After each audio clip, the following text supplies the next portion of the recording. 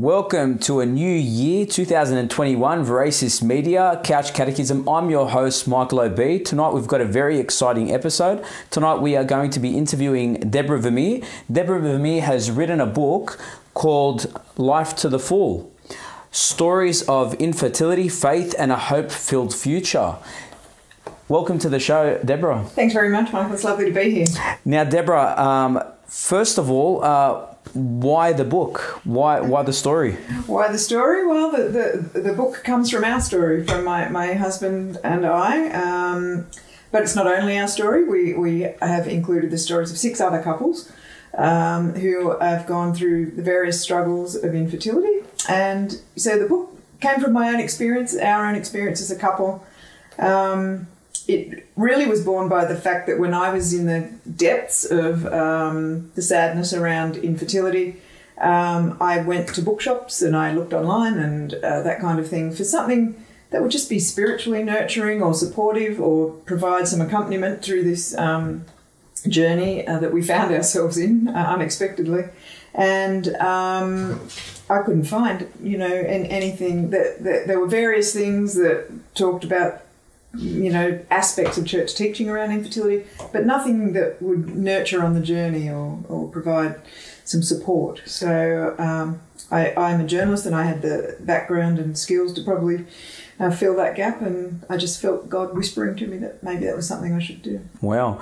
And so with regards to your own personal life as well, you were telling me earlier that you haven't always been a practicing Catholic? No, I haven't always been any kind of Catholic. Yep. I'm a convert to the Catholic faith. I was received into the church at Easter, the Easter Vigil in 1999 at St Christopher's Cathedral in Canberra, where I was living at the time. And, I sort of traced that back to my schooling, Catholic schooling, and my first experience with the Eucharist there, which I found affected me pretty profoundly. Wow.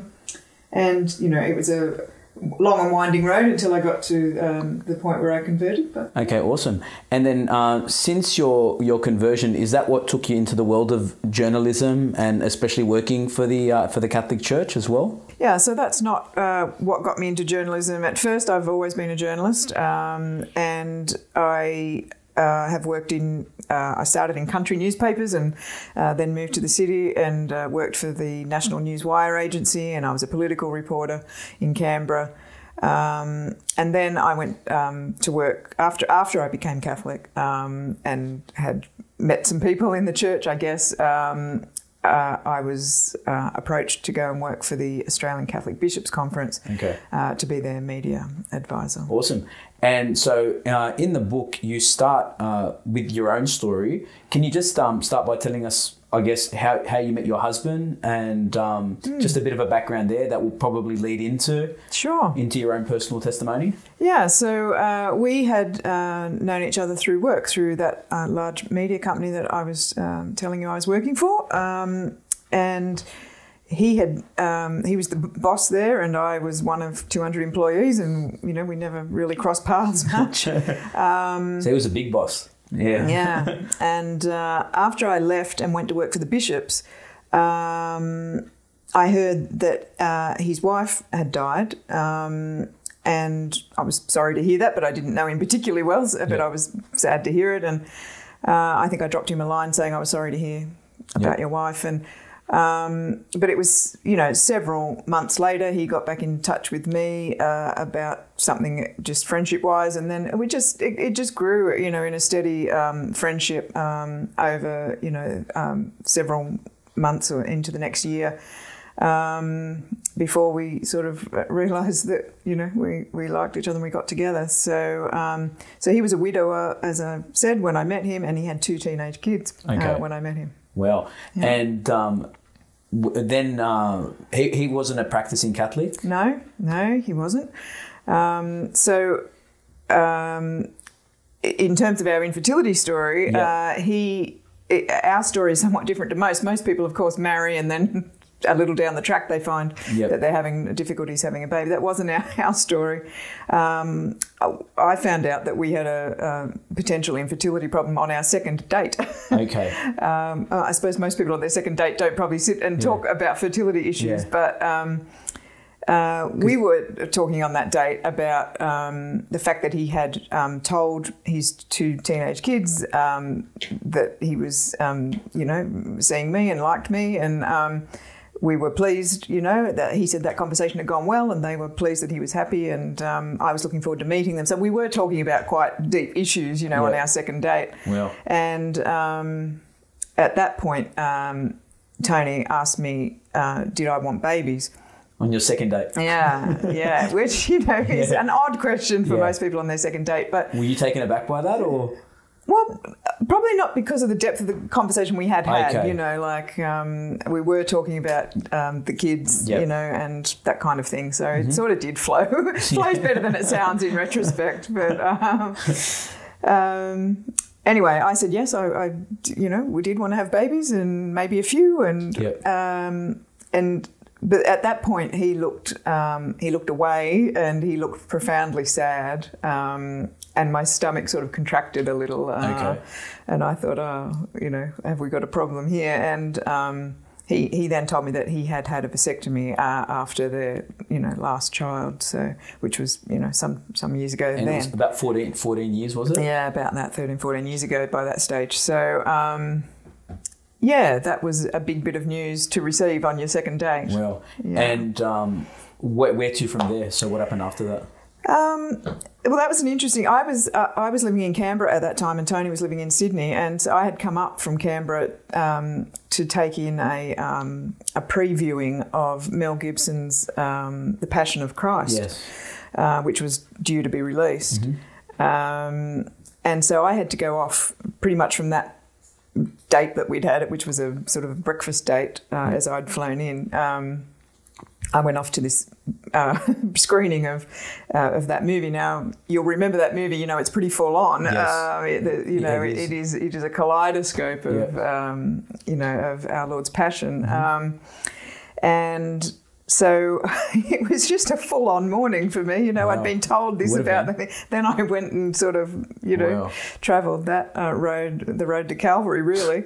And I remember coming out of that right about midday, and out of a dark theatre and blinking in the sunlight and sort of thinking to myself, gosh, it's not even, it's hardly lunchtime yet, and I've found out that I might not be able to have kids, and I've done Calvary, Mel Gibson style. So it was... that would have been a very deep, surreal experience for you. It was, but, in retrospect, it provided an excellent context for the news that I had received, which was, essentially about a form of suffering that was going to come.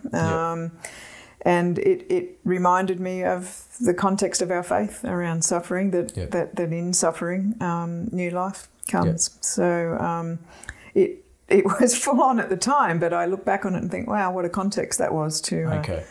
And so I... to try and make sense of it, I jumped in a cab and I went into the CBD of Sydney, and I was just going to grab some lunch, but I reached forward and tapped the cabbie and said, "Oh, could you just take me to Hyde Park?" And he dropped me off at Hyde Park, and I walked across the park. It was a blazing hot summer day, and I walked through that lovely cool park over to St Mary's Cathedral. And I just spent a long time in there that afternoon before my plane back to Canberra. And I just prayed, and it just became clear to me during that time in the church that, sitting there with Jesus, that I wasn't prepared to walk away from the love that I'd found with Tony. And that whatever came, God would be with us. Okay. Yeah. And... he, throughout your relationship and leading up to your wedding, because how long had you been dating for before you got married? Well, he proposed to me 7 weeks after our first date. Oh, wow. We moved quickly. And rather romantically, on the night that he proposed, he also said that he wanted to become a Catholic.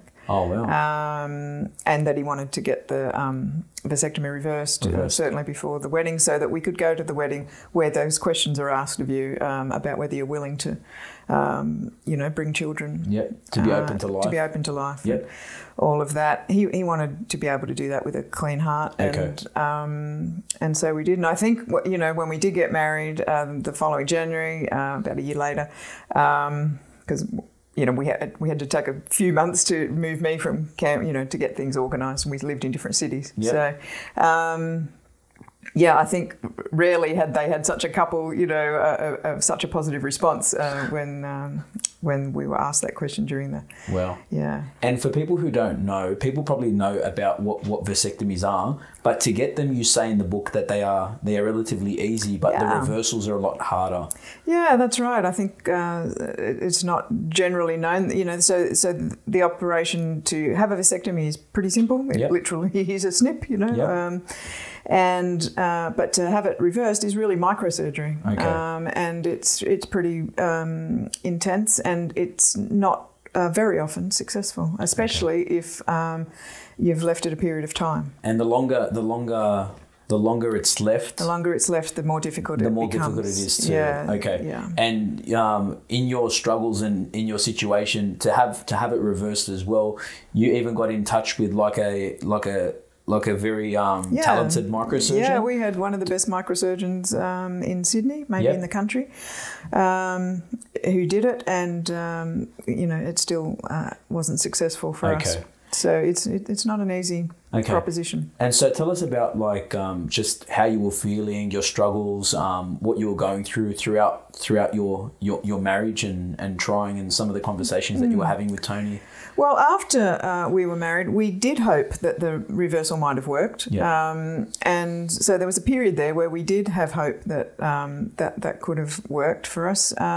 And so, I found that a pretty harrowing time in lots of ways because, along with every couple, I think, experiencing infertility, or most, there's this kind of roller coaster that you're on every month, where you hope that this month is going to be the month, and then your period will come and you're dashed again. Okay. And that, when it happens month after month, is really exhausting, and it gets you really down in a pretty low place. Yeah.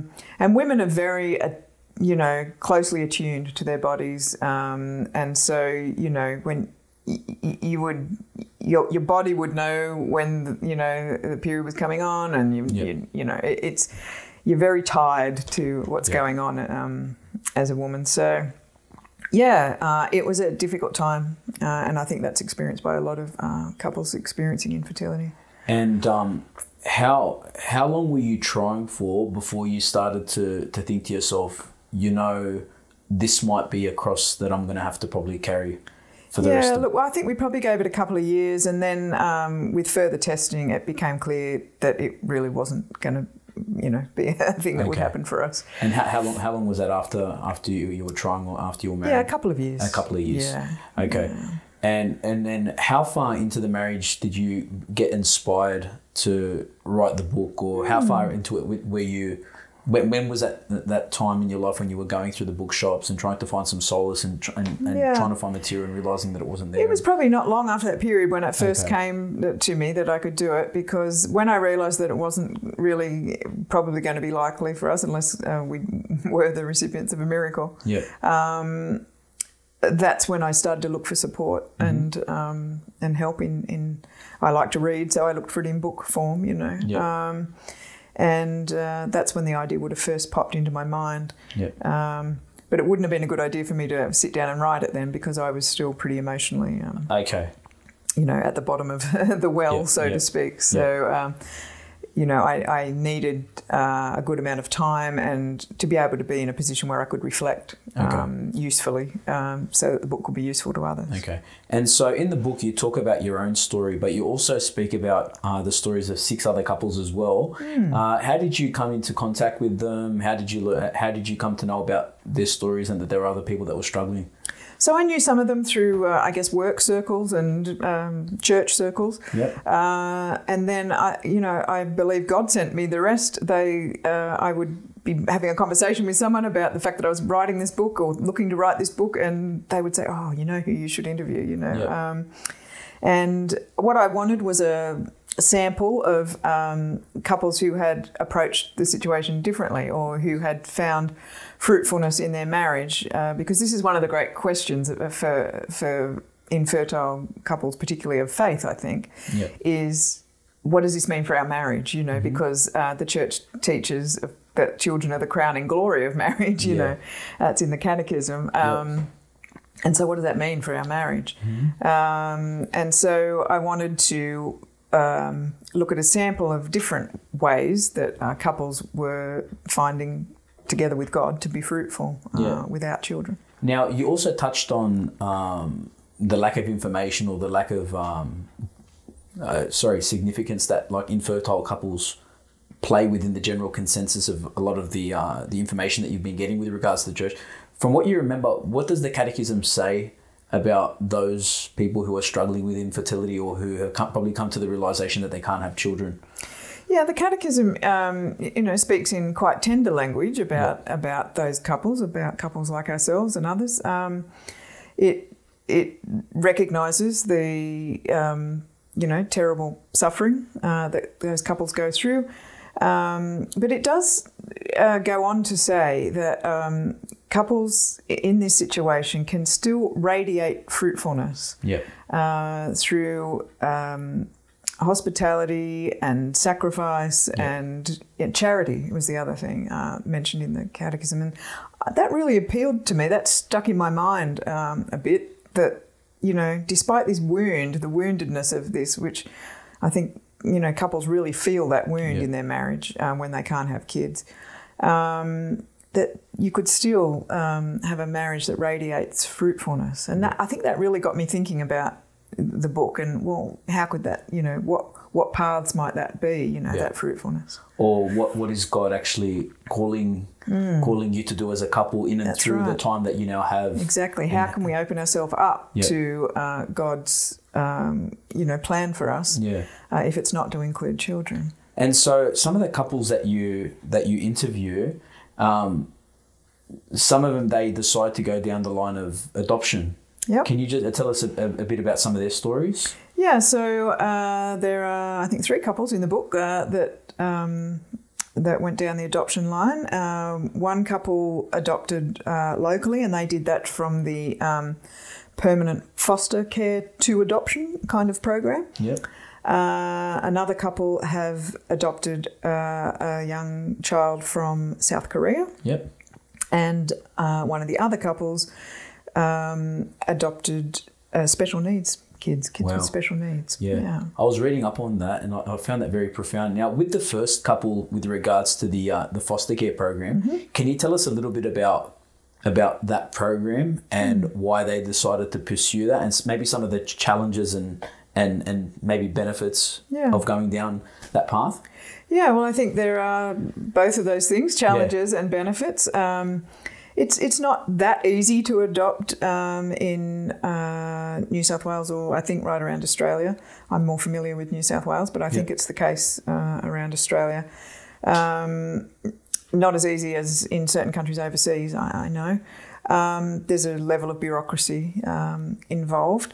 As I understand it, and it hasn't been our personal experience, but as I understand it, of course, from talking to the couple in our book, open adoption is the pretty much the way forward for adoptions in this state now, which means that the children maintain a level of contact with their birth parents where it's possible. Okay.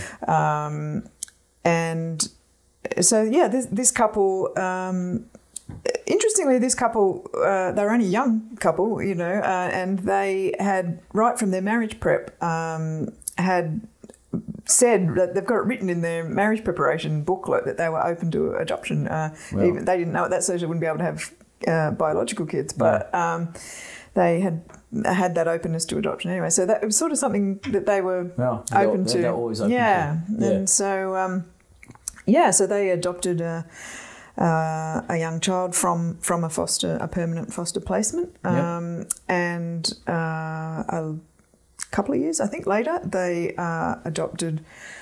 They began the process of adopting another child, and then fairly shortly after that, within a matter of months, the sibling of that second child required permanent placement and then adoption as well, and so they took that sibling as well. So they, in a fairly short order of time, they had 3 kids, and they were all relatively young as well, weren't they? Yes, they were. Yeah. And so, for people who don't know, what would be the difference between fostering or foster care or that open form of adoption and actual adoption, like the It's just regards the permanency of the situation, I think, so the foster care is seen as hopefully a short-term situation of support while birth parents, may be going through a problem or dealing with a challenge or a situation. And so, foster carers care for children while their birth parents are going through that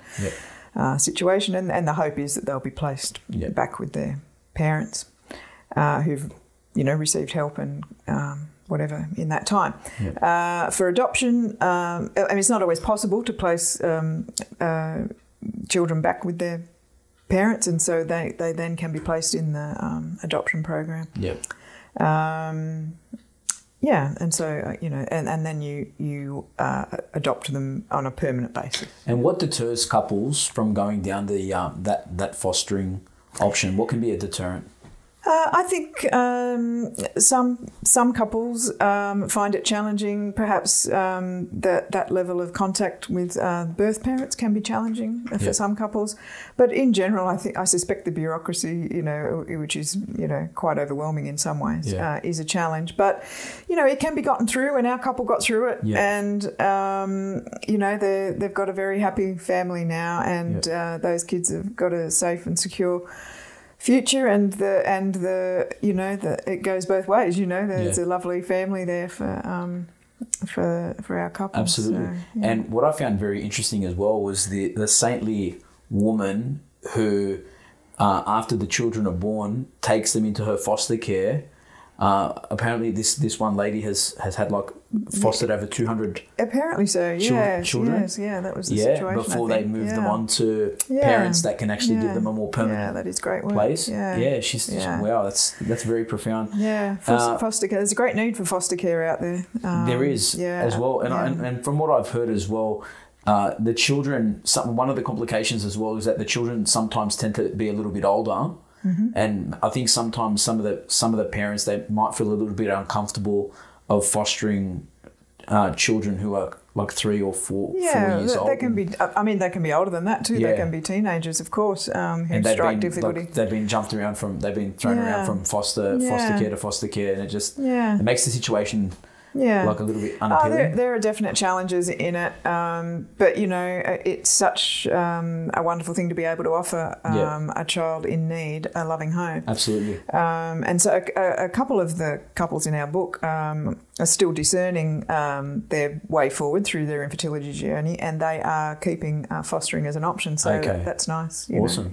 And with the other couple who decided to adopt overseas, what took them down that path? Why did they choose to adopt overseas rather than in Australia? I think they had looked into the local adoption scene and decided it wasn't, it wasn't for them in a few different ways. And I think the bureaucracy was a part of that.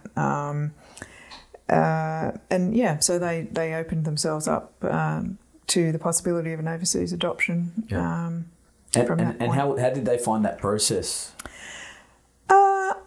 It also is a level of bureaucracy. Obviously, you're dealing with different countries, so that is tricky. And it required a few visits over there to have the appropriate interviews and whatever the screening, the appropriate screening, and all of that.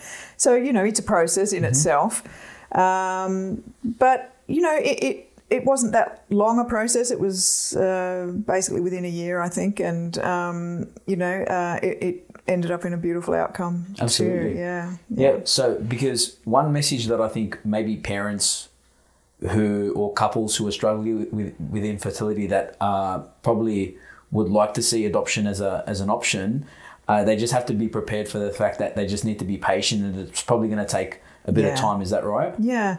It takes time, and we have to be honest, it takes money as well. It's expensive, isn't it? But then so does IVF. Yeah. You know, it's extremely expensive. Yeah. So that, you know, I believe that's probably on par, really. Yeah. But it takes time. It takes patience and all of that, a commitment, certainly.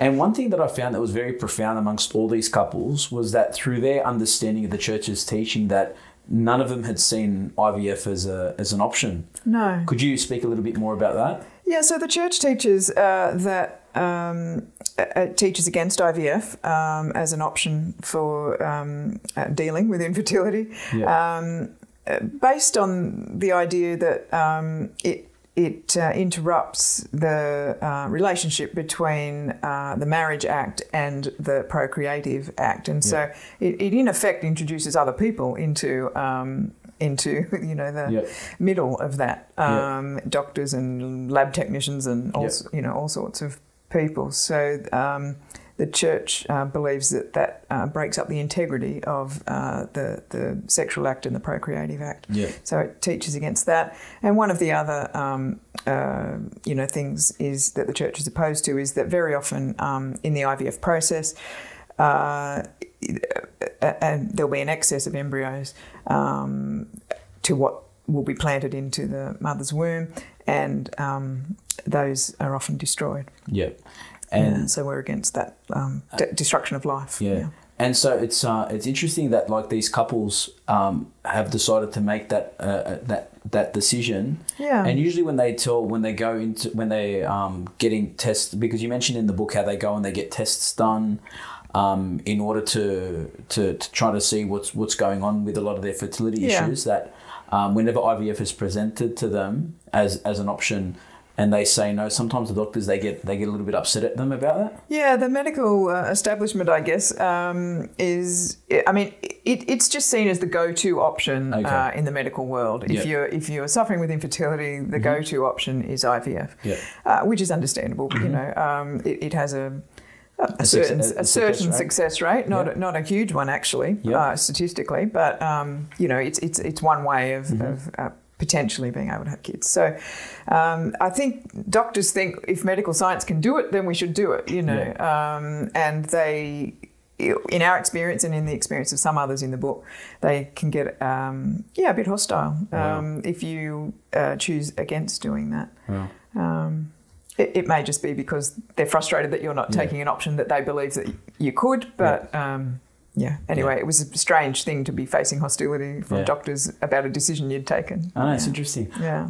One thing that I wanted to go back to with regards to the adoption was one couple. I remember Philomena and Adrian, when they spoke about having going through the adoption, they wanted to get a child who kind of like resembled the father, because they were kind of worried that the child would grow up kind of getting picked on, or because there would be such a dissimilarity between them. But then she had a profound experience, there was someone else that had a profound experience about a child sitting on her lap. Oh, that's one of the other couples. Yeah, one of the other couples. But when Philomena decided to go and adopt a child from South Korea, when she had seen his photo, she started to cry because she started to realise this is the child that I'm going to be looking after. Can you speak a little bit more about like just what she was feeling? Yeah, it's kind of beautiful in a way, and really honest of her too, I think, to open up about that, because we do have in our mind's eye what our kids will look like, especially when we meet our spouse, you know.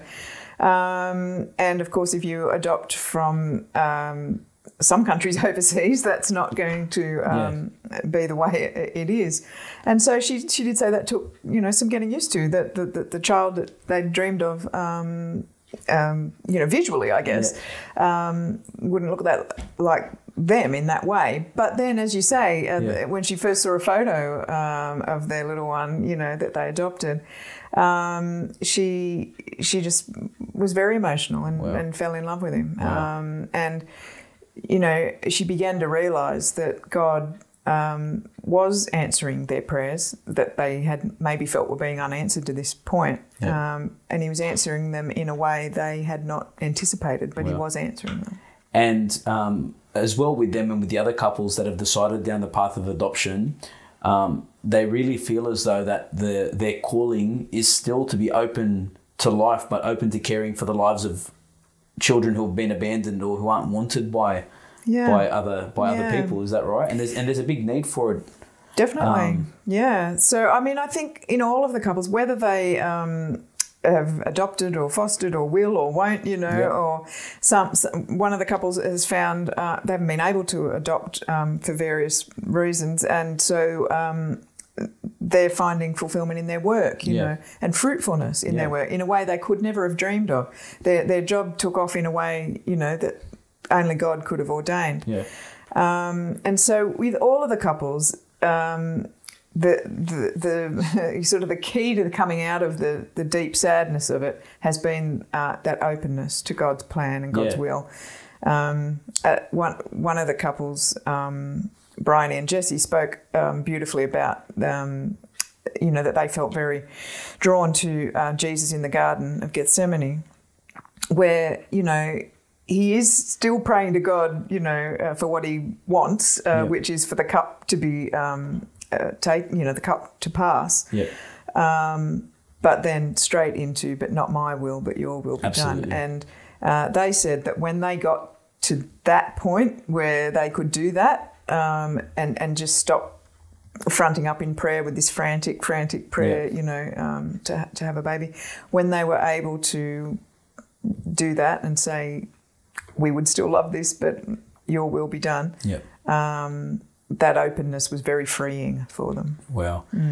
I've got a couple of children of my own, and one thing that I almost like laughed at in the book was the fact that the couples, they spoke about the fact that they realised that in and through their fertility that they had been blessed with time and hospitality that they could give to other people. And because things are so frantic at home with myself and my wife and the kids, I'm like, that time, you know what, you're actually spot on. That time is actually a treasure that you can definitely use to go and give to other people. And especially like there was a couple that they're both, one of them, he did a master's at the JP2 Institute in Melbourne, and they counsel couples and they give catechesis for people that are entering marriage. And Alwyn, so Alwyn has done studies on infertility through, and that was through the JP2 in Melbourne.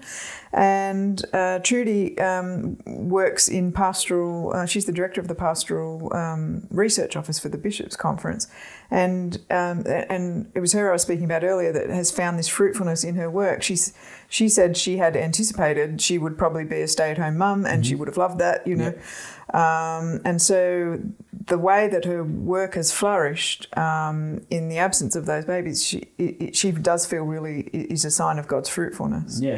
Time, it's a gift, and it took me a little while to come to that in my own journey, that I could look for blessings in the infertility, you tend. You do get a little bit insular and inward looking when you're in a situation of suffering sometimes, as you would though. And so it took a little while for me to come to that realization that God blesses us all the time in our life, and we have to look for it and we have to be grateful for it. St. Paul says to be thankful, all the time, and so in all situations. So we have to try and do that. And when I really tried hard to do that and lifted my head up a bit and out and looked around for God's blessings, time was one of the ones that popped up. That we are able to spend time, caring for family, other charitable things, even just relaxing together, giving to your spouse, love, exactly. And hospitality was one for us. And for some of the other couples, we found, we're in a situation to be able to comfortably invite people to our home because we've got the time to do the preparation and the whatever. And that can be a gift to busy parents, that they can come to your house and have a feed and, relax. Absolutely. That can be a gift to busy parents. With the couple, there was another couple as well in the book that they found that, I don't know whether they found a little bit of a struggle in going through the normal means of the adoption process, but they went above and beyond and decided to go forward and adopt children with disabilities. Can you tell us a little bit about them? Yeah, so that's Glenn and Trish, and they did where they were living in Canberra at the time. The sort of adoption books were closed at that time. There weren't many kids, up for adoption, and so Trish was a teacher and was trained in special ed. So it occurred to them that they could perhaps look at adopting kids with special needs. So that was a bit of an about face for them. They had to readjust to that thinking, and then they really embraced it. Trish, who had the training, was probably more reticent about it than Glenn, who didn't. He was once he decided that was the way forward, he was very much for it and into it. Yeah. And I think Trish was like, it's going to be challenging and difficult and lifelong. And lifelong, correct? Yeah. So, but no, they were well down the path by then, and they'd done a wonderful job. And how many children did they end up adopting, and what kind of condition? So they've got 3 boys with Down syndrome. Yep. And they've got 1 girl who was diagnosed with cerebral palsy and a couple of other various ailments. Who's grown up to not have that as severely as was first forecast. So, but the 3 boys with Down syndrome who are now young adults and thriving and great young guys. And they're still living at home, and they were next to home, so they could live at the back, and they could give them a bit more of an independent lifestyle. Yeah, correct. Yeah, they've just done some work on their home and annexed out the back so that the boys can be with their carers and live an independent life in the front part of the house, and that seems to be working well. Yeah, and one thing that I didn't even realise though was the fact that they loved their kids so much that they wanted them to receive the sacraments. Yeah, and they found that there was a bit of a reevaluation that was probably needed into seeing whether children with either Down syndrome or certain conditions had the mental capacity to be able to understand what it was that we're receiving, so they could actually receive. Yeah, so Trish has done a lot of work in that area in the church. So one of the areas of fruitfulness for them wasn't just adopting their kids, but grew out of that, and they became very involved in disability work in the church. At the national level. And Trish was the Disability Projects Officer for the Bishops' Conference, and they were part of the Disability Council. So, and part of that was putting forward guidelines for people with disability receiving the sacraments, because, Trish was of the firm belief that they should. So, that took some convincing in various quarters. There were different views about that. But now there exists a set of pastoral guidelines which can be used for that. So that's been a great work of fruitfulness. Awesome. And so another thing that you mentioned in the book, and one thing that is like a bit of a recurring theme, is the fact that women who struggle with infertility, sometimes they feel a little bit isolated and they feel hurt when there are blessings that are given for expectant mothers or Mother's Day blessings. Or can you speak about like your experiences and maybe just some progress in some areas of the church? So there, it can be a lonely place to be struggling with infertility in the church community, because the church puts a lot of emphasis on families and having, marriage and family being together, as the church should put a lot of emphasis on that. And so it can make you feel a little bit lost and you're not quite sure where you fit in, especially in parish life. One of the couples said they didn't fit into, youth ministry anymore or youth life anymore, and they didn't fit into, they didn't have kids at the local primary schools, so they didn't fit into that group, and they didn't fit into the elderly group, so there can be that question about where exactly do we fit into parish life if we're in that situation. And I think sometimes young single people can have that same question.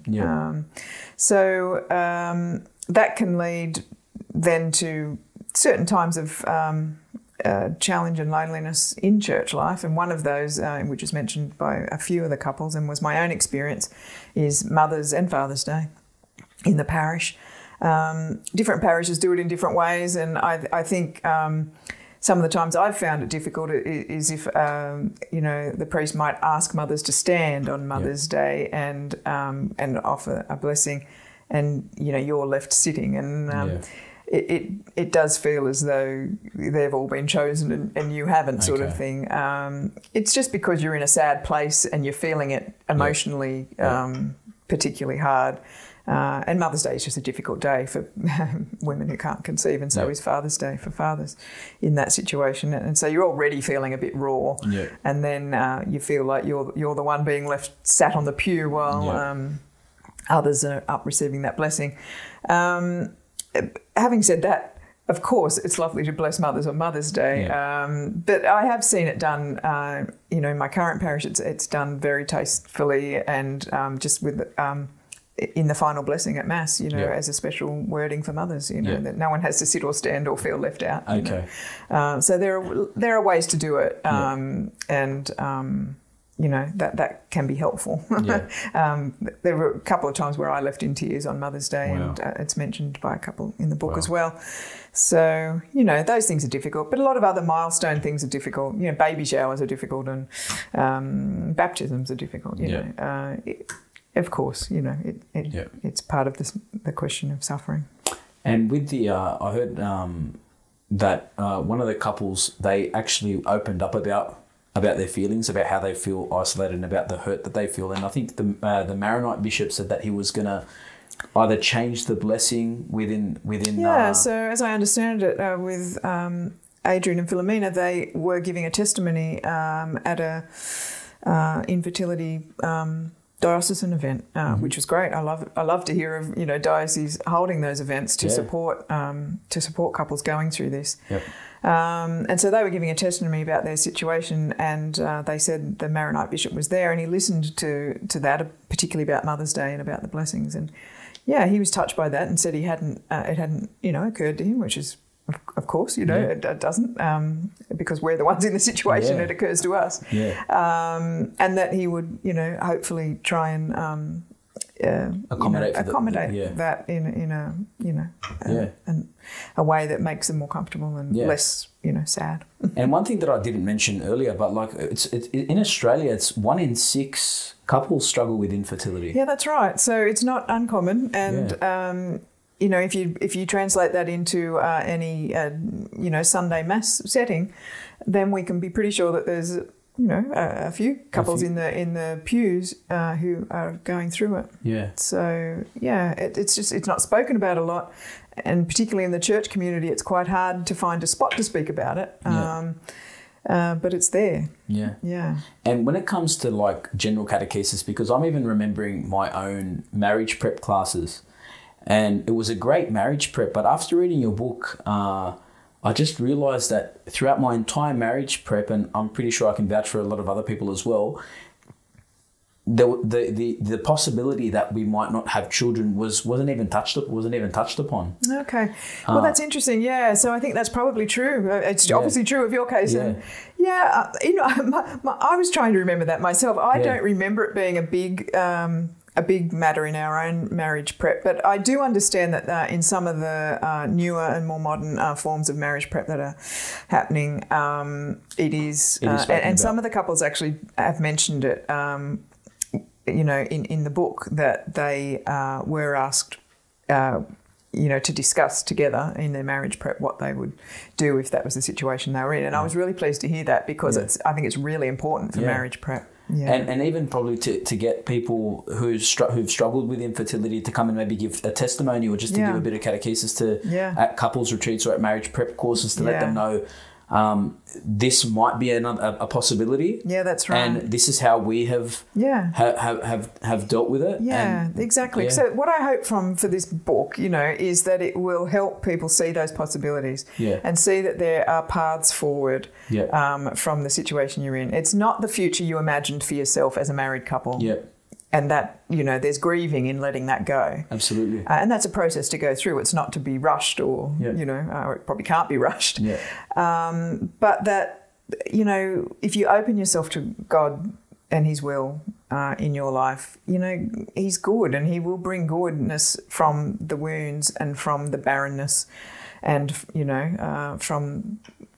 we know this from the cross, And so, I hope that by just showing a few different paths forward that these different couples have taken, that we'll be able to start a conversation about, the hope that exists when we live in God and in Jesus, and how it, how you can go forward. And so that's probably sums up the reason as to why you wrote the book. But if you could just if people wanted to buy this book, I know that it's available on St. Paul's Publications, which is stpauls.com.au. Yep. And it's in paperback, or you can get a ebook version. It's also on Amazon in ebook. And you were telling me before that, if anything, you want this book to reach to raise awareness for people who are struggling with infertility. Yeah, exactly. But especially it's a message of hope for those women. So if you were just to your final thoughts and your just a message on, because we really want people to read the book so that they can gain an awareness. Yeah. But what would you say is the underlying theme? What is your hope for these women that are struggling, or these couples that are struggling, or for people who don't understand that there are people out there that are struggling? Well, I hope it will be read, as you say, by not only couples who are experiencing infertility, but by people who may not have a deep understanding of the issue. I've had a number of priests read it and sent lovely feedback about it, and how, from some older priests saying, oh, how I wish I'd had this book earlier in my priestly life. So that's good, that they're finding a pastoral use for it, and I hope that others in pastoral work in the church will be able to do it. I hope, obviously, it will support couples and be that accompaniment and spiritual nurturing and sense of hope that I was looking for, and whatever. And I hope it can be a catalyst for further conversations in the church. And as you mentioned, perhaps some opening up in the various dioceses for retreats, for testimony and sharing and support at a diocesan or parish level for couples who might be going through this. Awesome. So. And before we finish up as well, one thing that we spoke about earlier, and you said that it wasn't really mentioned much in the church, was and obviously because we know that women who struggle with infertility, they always should have hope. But you spoke about in the book about couples who, a lot of them, they started off by trying NAPRO technology. Can you speak a little bit about what NAPRO technology is? And yeah, sure, definitely. So a few of the couples in the book did pursue NAPRO technology, which is approved by the church. Yep. And it's a form of technology, I guess, that works with women's fertility or couples' fertility. In trying to determine perhaps some underlying cause for the infertility and perhaps being able to clear that up, rather than just sending you off for IVF. It works with your body to try and work out what might be the underlying cause. And then it works also in the same way with your body to try and prepare it for pregnancy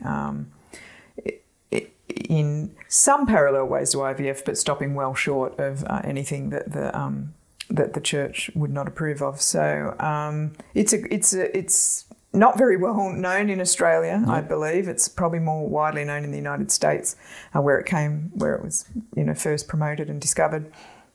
But there are some doctors in the capital cities, at least, I'm not sure about the regions, who practice it. And if couples are seeking that, they could look up the marriage office in their local diocese, where I think would probably be a good point of contact. Awesome.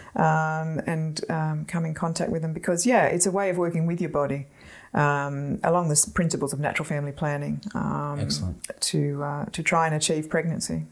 And it does have some sort of a success rate, yes, or at least it does help couples to understand their bodies a little better. Yeah, no, it's comparable, to some other methods for sure. So it's not unsuccessful. It's as successful as the mainstream methods in many ways. Awesome. And so, just to finish off as well, so at the moment you finished writing the book. You finished it during COVID. Yes, it was released during the height of the pandemic. Yeah. So that was an interesting experience. But I've been very widely and thankfully I've been supported by the Catholic media around the country who've promoted it, around their own areas. So I've been very grateful for that. Excellent. Yeah. Well, we're definitely going to promote the book ourselves. Oh, thank you. It's been great having you on the show. It's been a great blessing. Guys, thank you very much. Her book, again, Debra Vermeer, it's called Life to the Full, Stories of Infertility, Faith and a Hope-Filled Future. It's available by St. Paul's Publication in their bookstores, and you can even get it available online as well. It was a great show. Thank you very much for coming on. Thanks, again. Michael. My name is Michael Abid from Veracious Media. That was another episode of Couch Catechism. I'll see you again next week on Veracious Media. Thank you. So our blessed Lord said, "Is the truth that makes you free."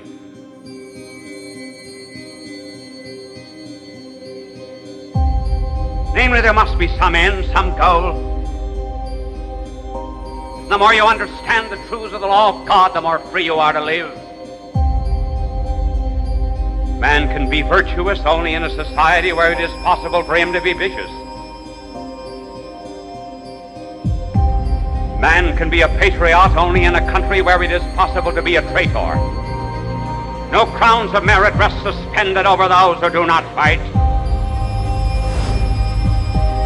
And the greatest freedom that there is in this world is the freedom to be a saint.